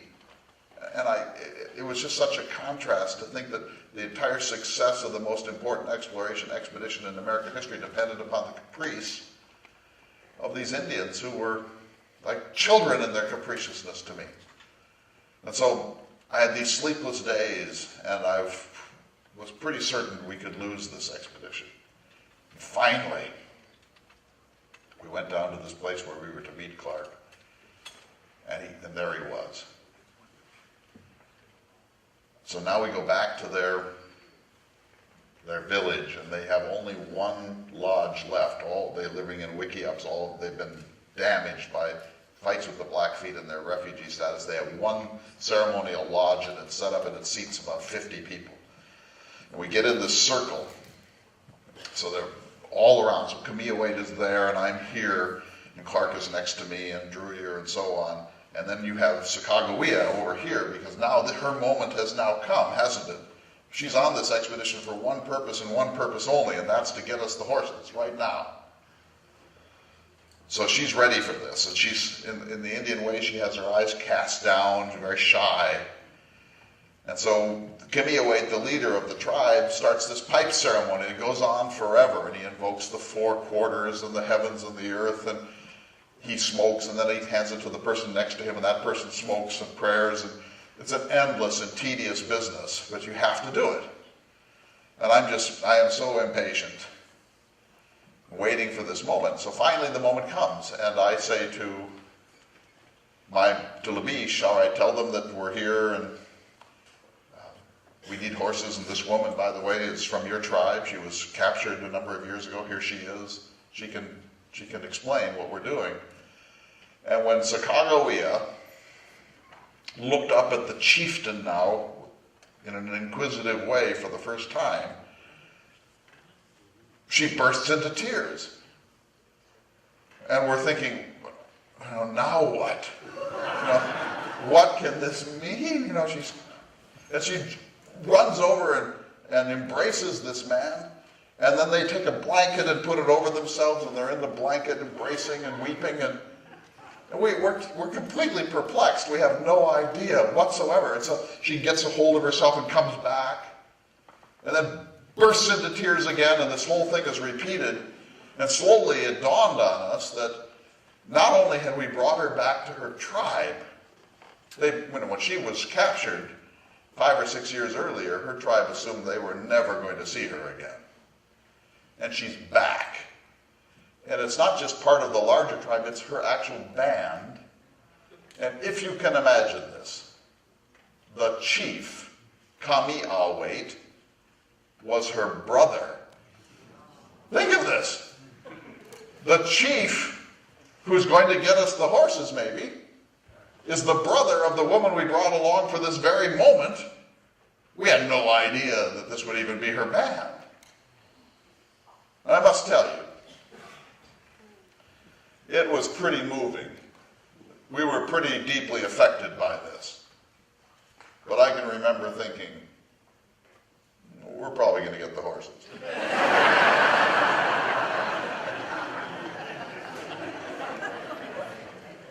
And we did. We got the horses. And we made our successful expedition.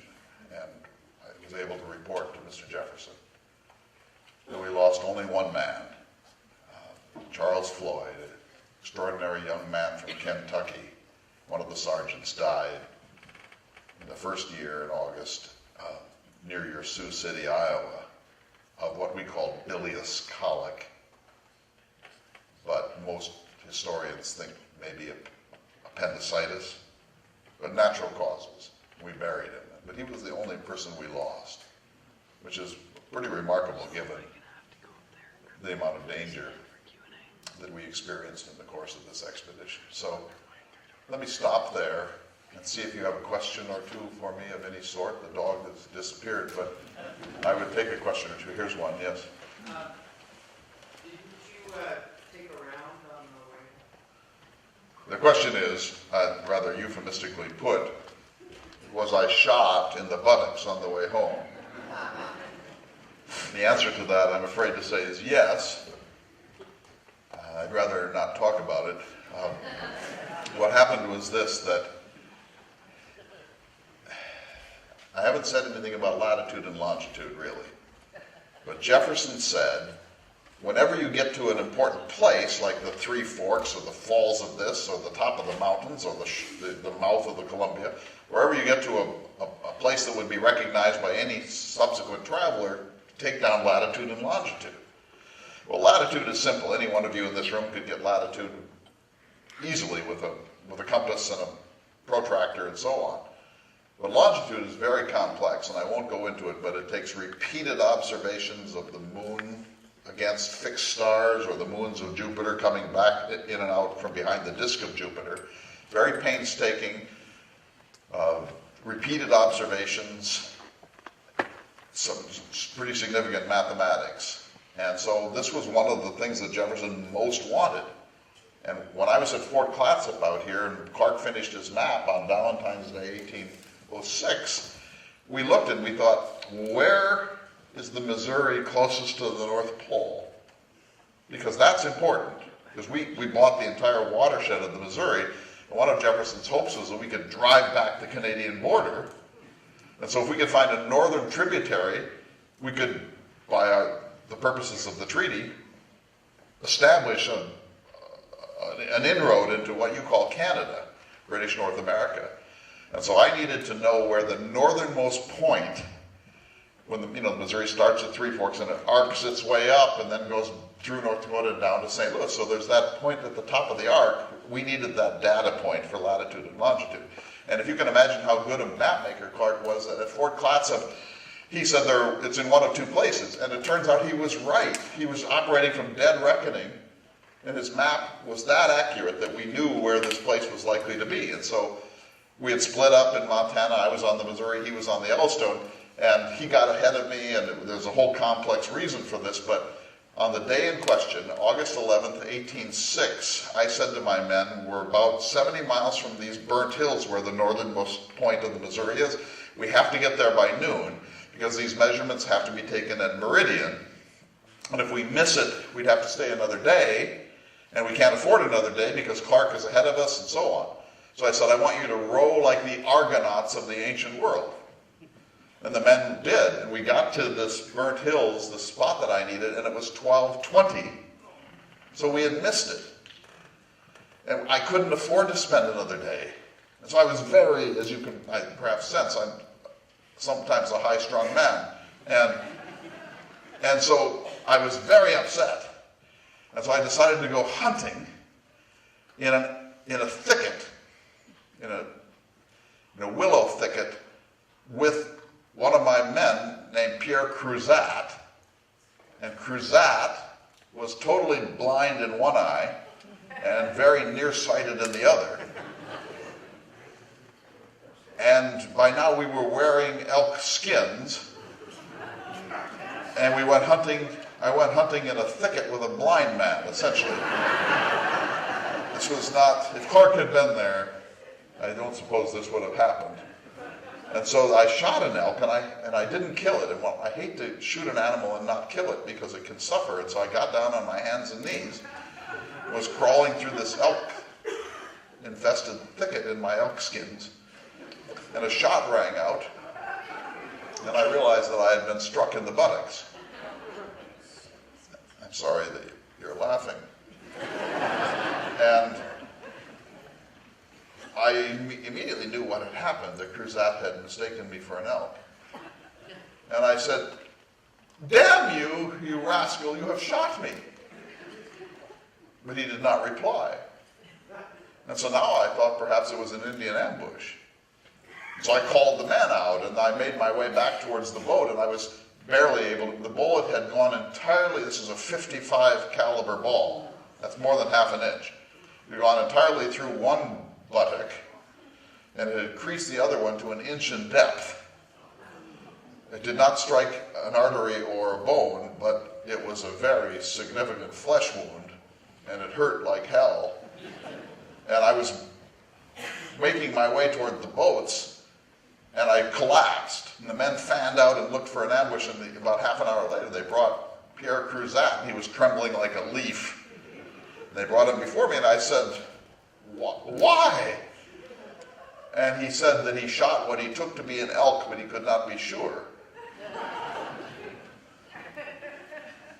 And so I made my way back to St. Louis on my stomach.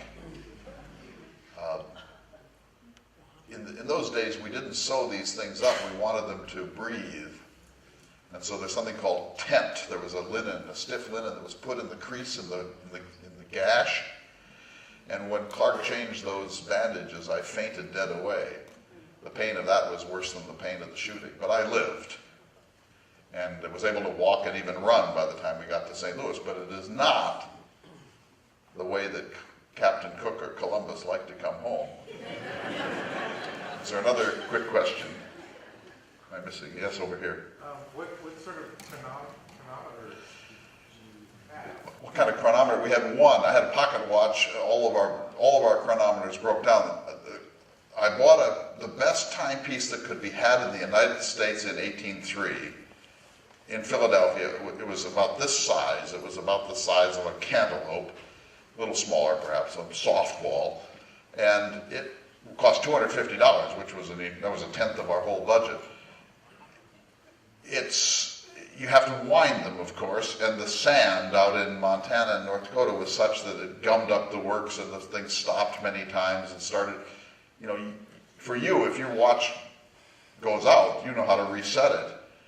If you're the only clock in Montana and it stops, resetting it is very complex. You can, using the sun and the moon and charts, but it's very hard to reset.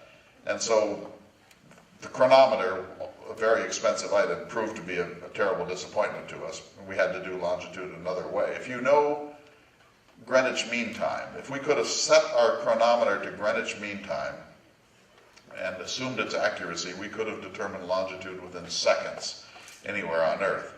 But if you don't have Greenwich Mean Time, then you have to use the celestial approach, which is much more complex. So we had a chronometer, but it failed us.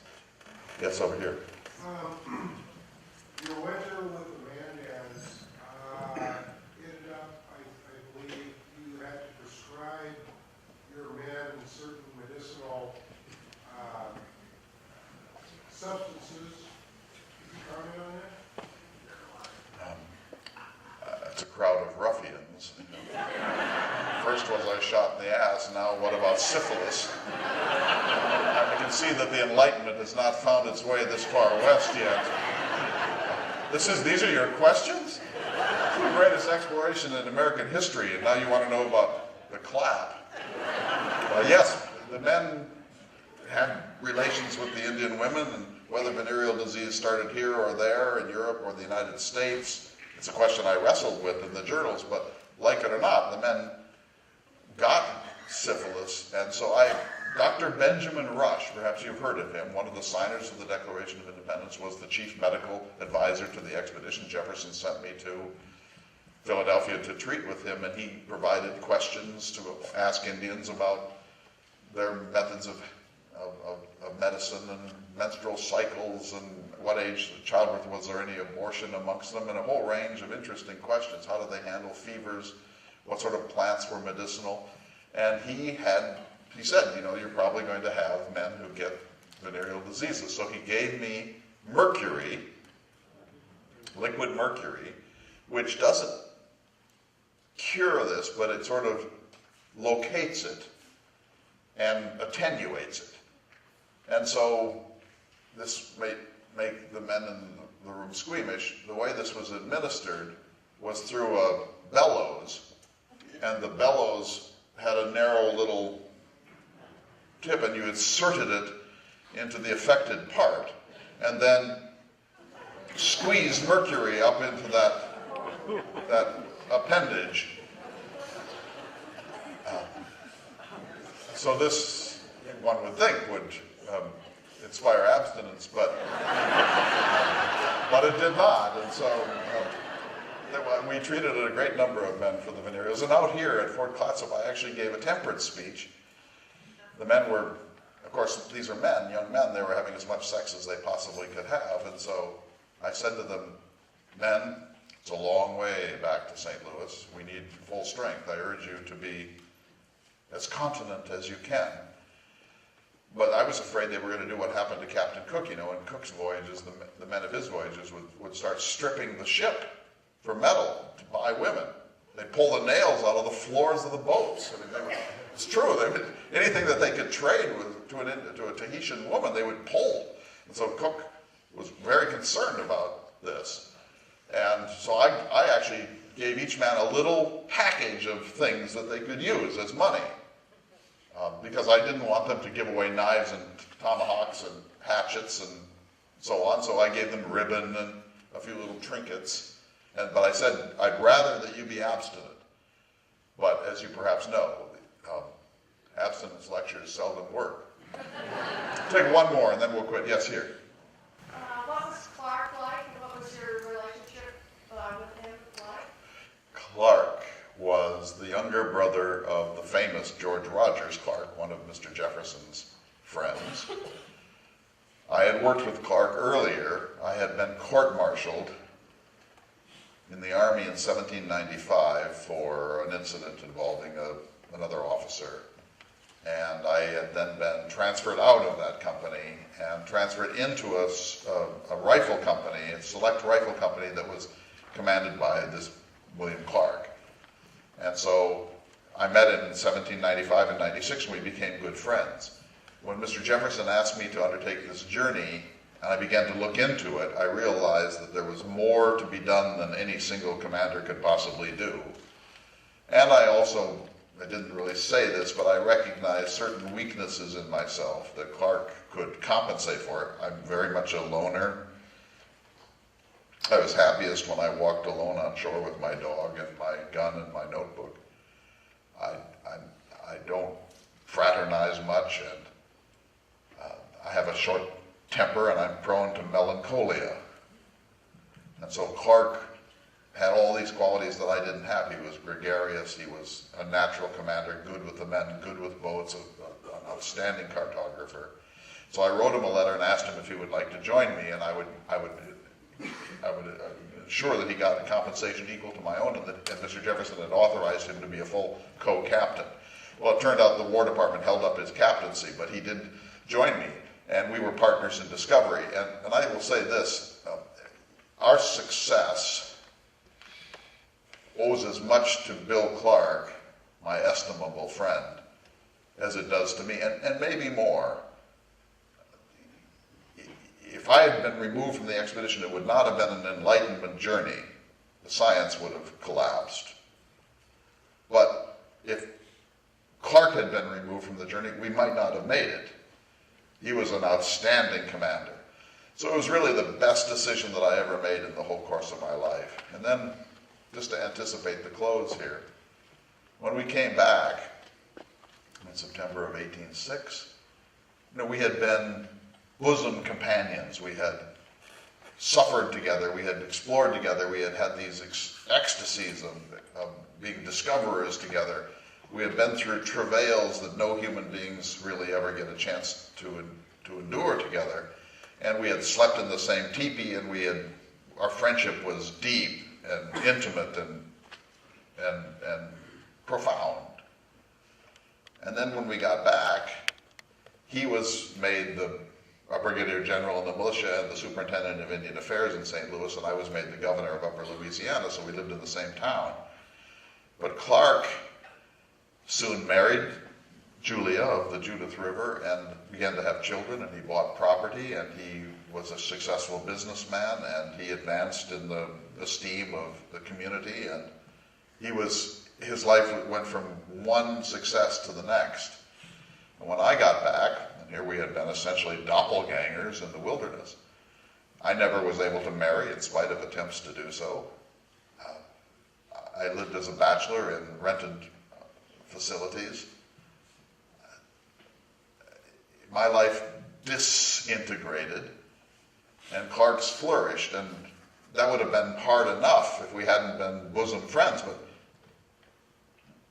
in a sense, the partnership had to break up when he got married, and so I was suddenly alone with myself in a way that I had never really been before, and I had a very, very difficult time, and I won't go into the details of my death, but I was on my way to Washington along the Natchez Trace through your Tennessee when I died on October 11th, 1809, and I was on my way to Charlottesville to see Mr. Jefferson, who was now retired and could no longer protect me, and then to Washington to meet with the War Department, and I hoped President Madison to explain myself, because I had not been forthcoming with financial vouchers, and there were irregularities in my administration of the governorship of Upper Louisiana, and I hadn't written the book that I had promised to write, and my life was in some disarray, and I was hoping that when I got to Charlottesville, Mr. Jefferson could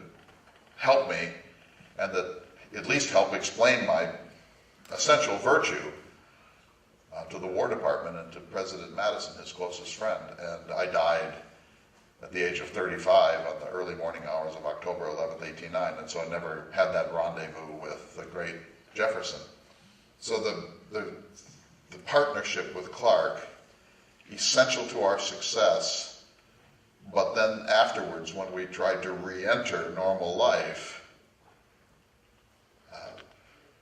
the contrast between his ease and successes and my discomfitures proved to be a really hard mirror to look into.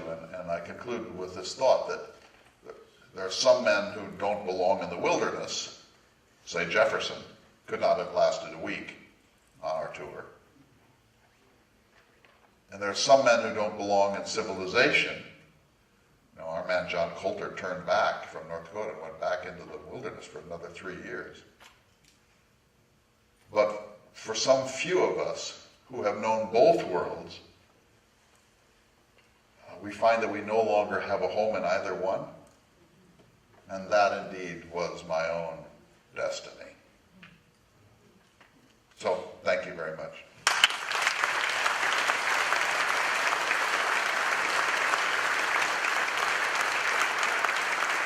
Thank you.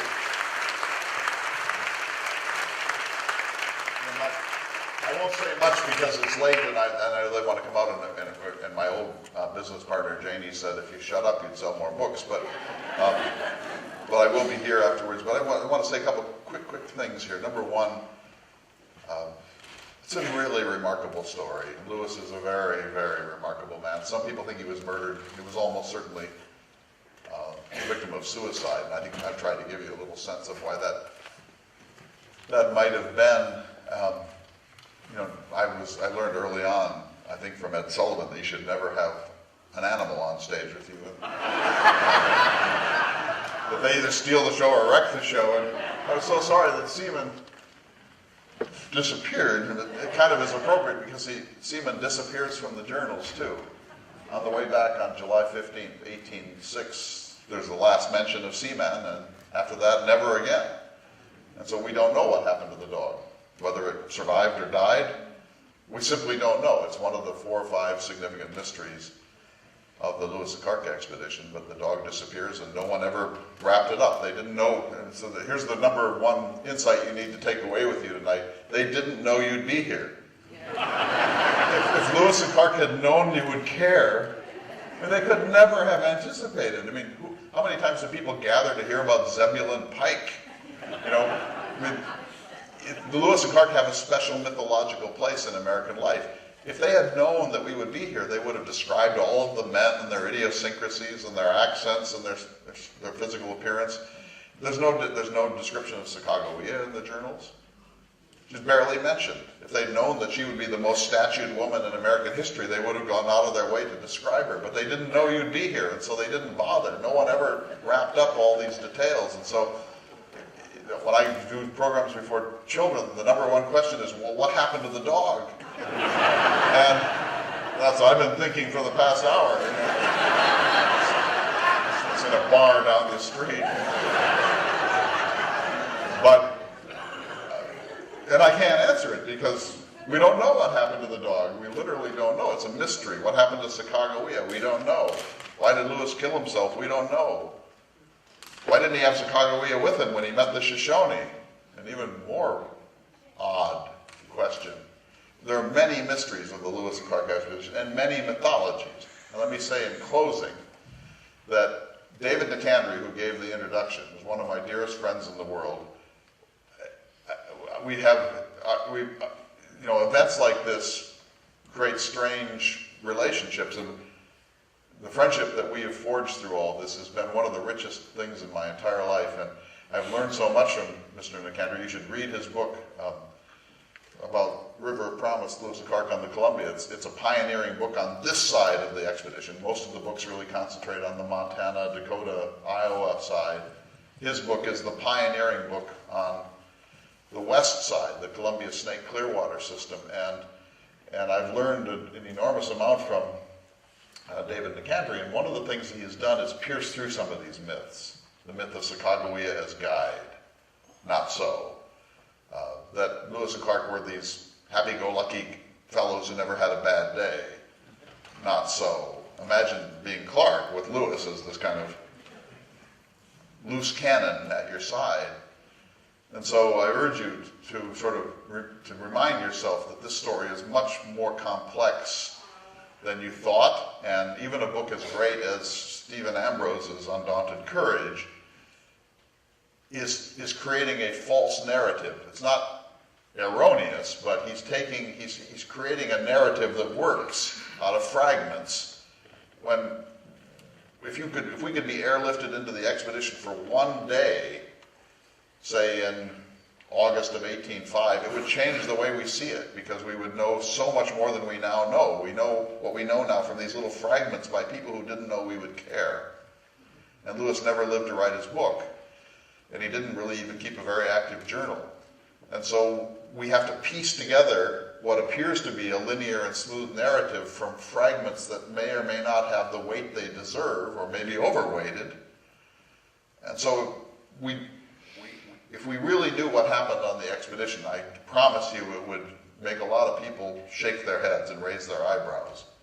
And so one of the things that Mr. Nicandri has done, and I've tried to do, and another man named Thomas Slaughter have done, is to try to recomplicate this story and to remind ourselves that what we think we know is probably not necessarily the truth. And the number one untruth of the expedition historically has been that Sacagawea was this Indian princess and guide.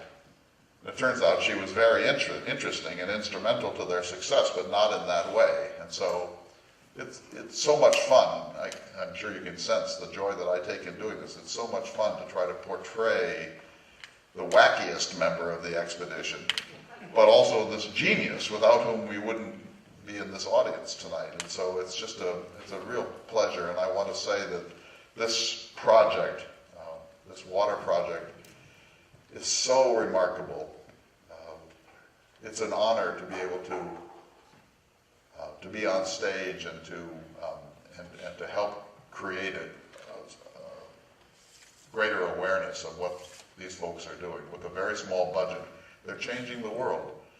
You know, one water filter at a time. And instead of $10 million going to Ethiopia or Uganda or Rwanda to do some massive waterworks project, it's $70 here and $50 there and $200 here. And if we did this in a widespread enough way, it would revolutionize Africa. Think of that. That it's a Jeffersonian solution, an ingeniously simple device that I could make in my garage that could change the nature of a whole village. And it's inexpensive, and it's being done not by some giant NGO or the government of the United States or the Peace Corps. It's being done by passionate volunteers who have brought you here to encourage you to fall in love with this idea. And it is such an enormously great idea, and the people who've done it, I think they deserve your applause. So, thank you very much. Andre the dog.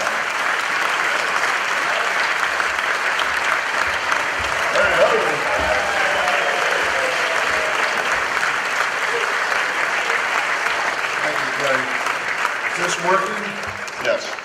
We're not going to keep you long, but I do want to remind you what David told you earlier, that we have a breakfast tomorrow morning at the cooking school at Bayview Thriftway. Yeah, I'm going to get the name wrong. Seaman, yeah, Seaman. We have a banquet tomorrow evening. There are still tickets available. I want to invite you down. Clay will be down here to sign books or tapes if you want to pick them up, DVDs. I don't want you to forget that we are going to auction off David's mustache tomorrow night. I get the honor. And before you leave, I hope you look through the packet. This is a fundraising event. This is why we do this. So there's a card in there. There's an opportunity to help us out, and I would hope that you take a moment to fill that out and hand it to us here. So I left out one thing on purpose during my presentation, and Clay actually did it for me. That project I talked about in the Congo, basically eliminating cholera in 26 orphanages, it cost $1,980. Just think what we could do with your help.